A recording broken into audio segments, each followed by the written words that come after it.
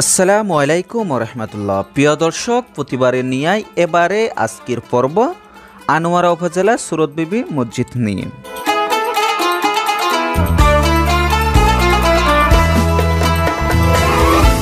চট্টগ্রামের আনোয়ারা বারোখাইনের শোলকাটা গ্রামে ইতিহাসের সাক্ষী হয়ে দাঁড়িয়ে আছে ঐতিহাসিক সুরত বিবির মসজিদ।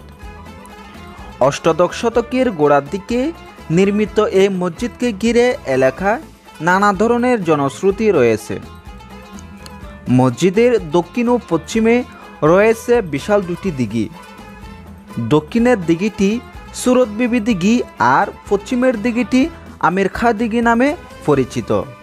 আর আমির খাঁ দিঘির দক্ষিণে শেখ রাজার বসতভিটা রয়েছে।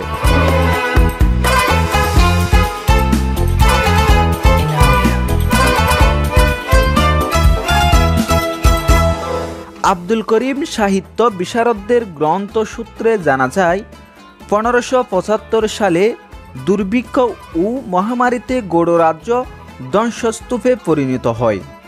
ওই সময়ে গৌড়রাজ্যের সেনাপতি শেখ মোহাম্মদ আদমগৌড়ির রাজ্য ত্যাগ করে দেয়াং রাজ্যের অন্তর্গত শোলকাটা গ্রামে সপরিবারে বসতি স্থাপন করেন। এ বংশের একজন জমিদার ছিলেন শেখ আমির মোহাম্মদ চৌধুরী।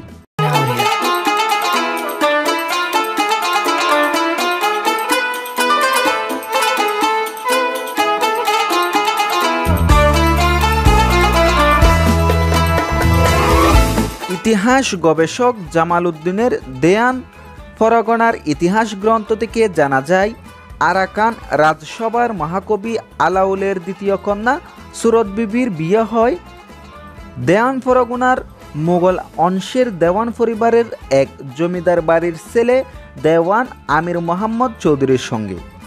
বিয়ের পর আমির মোহাম্মদ চৌধুরী স্ত্রীর নামে এই সুরত বিবির মসজিদ নির্মাণ করেন।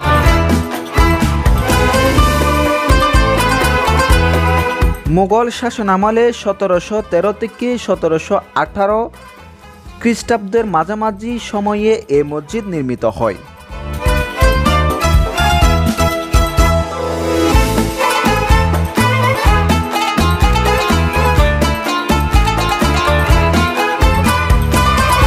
স্থানীয়দের সঙ্গে কথা বলে জানা যায় প্রাচীনতম এই মসজিদটিকে ঘিরে নানা কথা প্রচারিত রয়েছে। এই মসজিদে এক সময় নামাজ পড়তে যেত না মানুষ। লোকজনের ধারণা ছিল জিনেরা এই মসজিদে নামাজ পড়ত।